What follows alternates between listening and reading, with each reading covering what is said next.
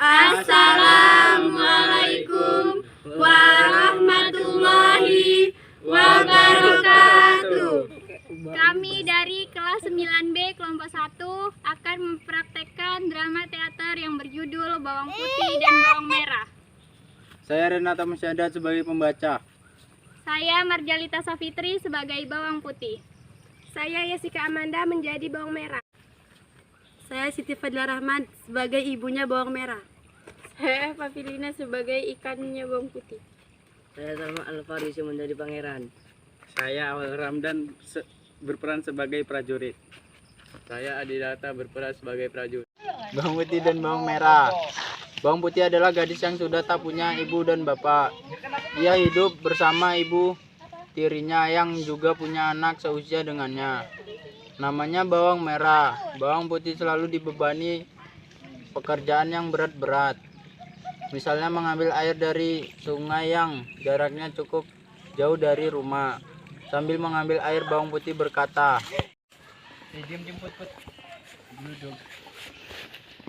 Tidak mengapa mengambil air yang jaraknya cukup jauh dari rumah. Ini sama saja seperti aku olahraga yang menyehatkan tubuhku. Sementara bawang merah tidak pernah disuruh bekerja membantu ibunya. Pekerjaannya sehari-hari hanya bersolek dan bermalas-malasan. Bawang merah berkata, Ngapain harus bekerja keras? Biar si bawang putih saja yang melakukannya. Dulu aku sering melakukannya, sekarang gantian dong.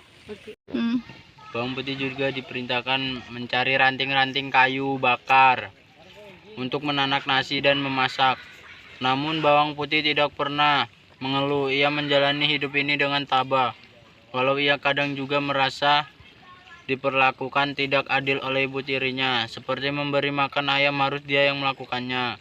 Padahal itu pekerjaan mudah dan bawang merah pasti bisa melakukannya.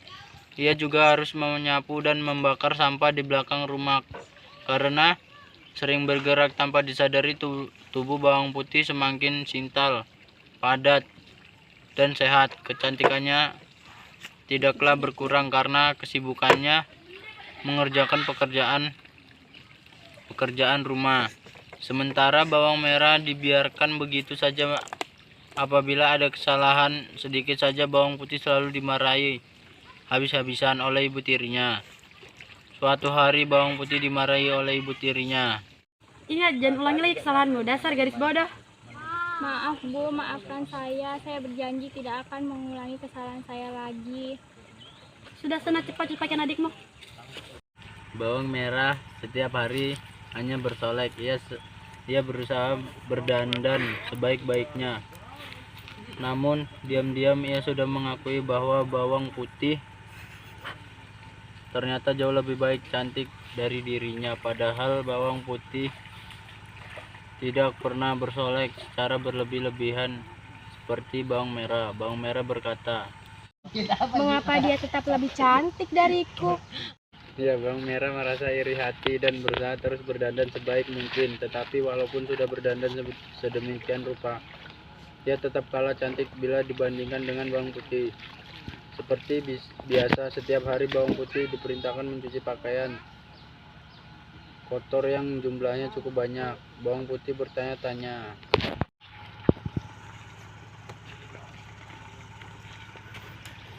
Mengapa bawang merah tidak mau mencuci pakaiannya sendiri ya? Padahal kan ini pekerjaan yang sangat mudah. Suatu ketika ia melihat seekor ikan tergeletak di atas tanah dekat tepian sungai. Rupanya ikan itu terjatuh dari jala pencari ikan tanpa diketahui sang jala ikan. Bawang putih mengambil ikan itu sambil berkata, Kasihan sekali kamu ikan. Bawang putih segera memasukkannya ke dalam air sungai.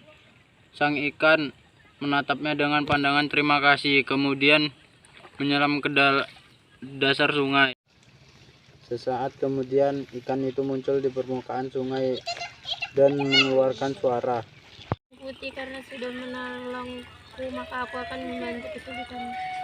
Kau bisa bicara, kau kan seekor ikan. Benar, sesungguhnya aku adalah ikan jelmaan dewa. Maafkan hamba Dewa, maafkan hamba. Tidak mengapa, sekarang masukkan cucianmu ke dalam air.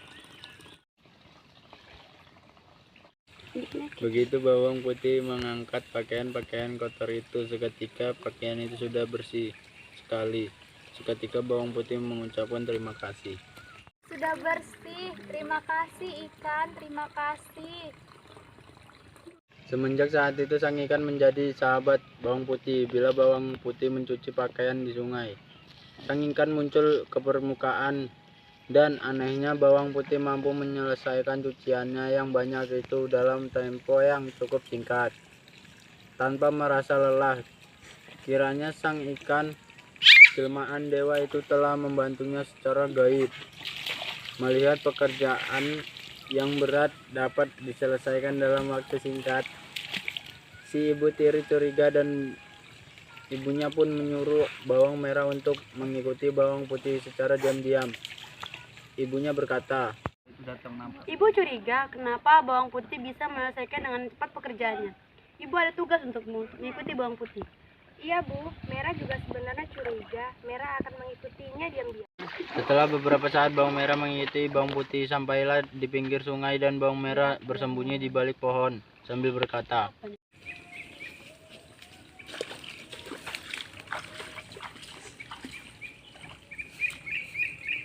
Oh, ternyata dia dibantu oleh ikan ajaib itu. Begitu pakaian dicelupkan ke dalam air, seketika itu juga pakaian menjadi bersih. Aku punya ide untuk mengerjainya.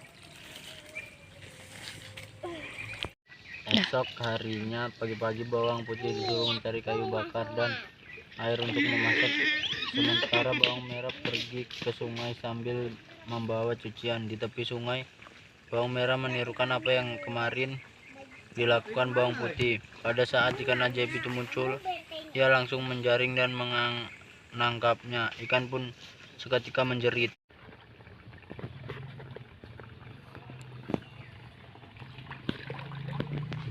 Lepaskan aku, lepaskan aku. Apa? Melepasmu? Enak saja. Kau kan yang selama ini membantu bawang putih. Habis berkata demikian, bawang merah segera bergegas pulang ke rumah. Pada saat ini, bawang putih masih berada di tepi hutan mencari kayu bakar. Bawang merah sampai di rumah dan memanggil ibunya. Ibu, aku berhasil menangkap ikan ajaib ini. Mana coba ibu lihat. Ini Bu ikannya. Wah cukup besar juga ya. Pasti lo jadi kita panggang.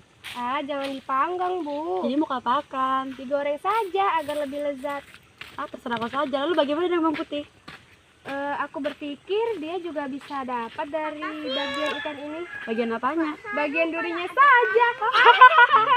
Bawang merah tertawa kesenangan sambil membayangkan betapa sedih dan kecewanya si bawang putih kehilangan ikan kesayangannya. Demikianlah ikan itu mereka bawa ke dapur, disembelih, dikeluarkan kotorannya, lalu digoreng di wajan dengan minyak kelapa panas mendidih. Setelah cukup masak, ibu dan anak itu memakannya hingga habis. Bagus juga ya.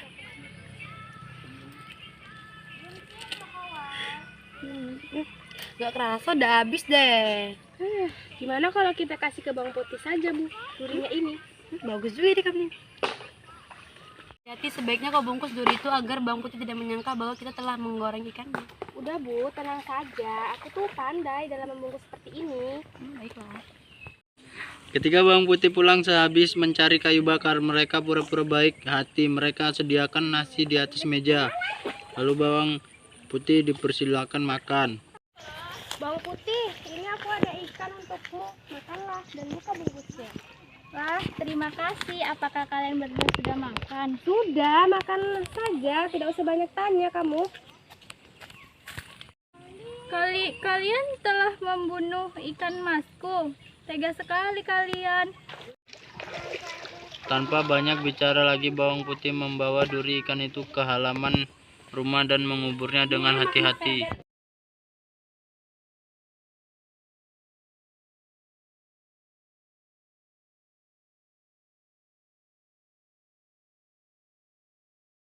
Esok harinya terjadilah keajaiban di tempat ikan itu dikubur. telah tumbuh tanaman bunga yang indah.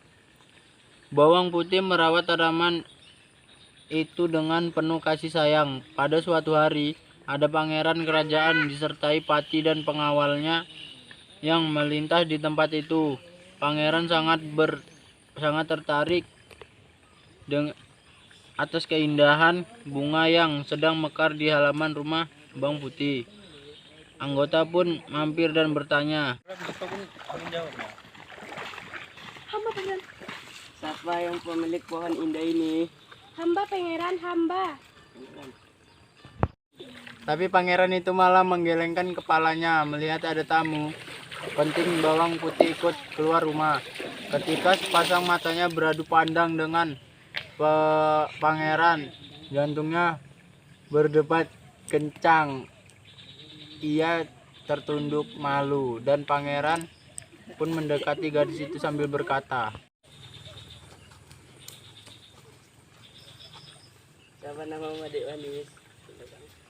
Nama hamba Bawang Putih, pangeran. Jadi kamu yang menang Bawang Putih. Sudah lama aku mencarimu. Aku telah menerima bisikan semediku bahwa gadis yang bernama Bawang Putih adalah calon istriku. Ini hanya seorang pembantu di rumahku. Oh, jadi kamu yang bernama Bawang Merah, asal gadis jahat. Kamu telah memakan ikan jelmahan dewa. Tubuh kalian akan mengeluarkan cicak seperti ikan. baru saja pangeran berkata demikian, ibu dan anak itu menjerit karena tubuhnya menjadi bersisik. Seluruh kulit di tubuh mereka terasa gatal menyengat. Mereka menggaruk-garuk sekujur tubuh sambil berkata menjerit, Ibu, tolong, ini gatal sekali. Duh, kenapa gatal sekali? Panas. Putih bersedia kau jadi istriku. Bawang Putih mengangguk pelan, wajahnya tertunduk malu. Demikianlah Bawang Putih yang baik hati dan senantiasa bersabar atas derita itu akhirnya dibawa mereka ke istana untuk dijadikan istri pangeran dan mereka hidup bahagia hingga akhir hayat. Itulah penampilan dari kelompok 1 kelas 9B. Lebih dan kurangnya kami mohon maaf. Saya akhiri, wabillahi taufik wal hidayah. Wassalamualaikum warahmatullahi wabarakatuh.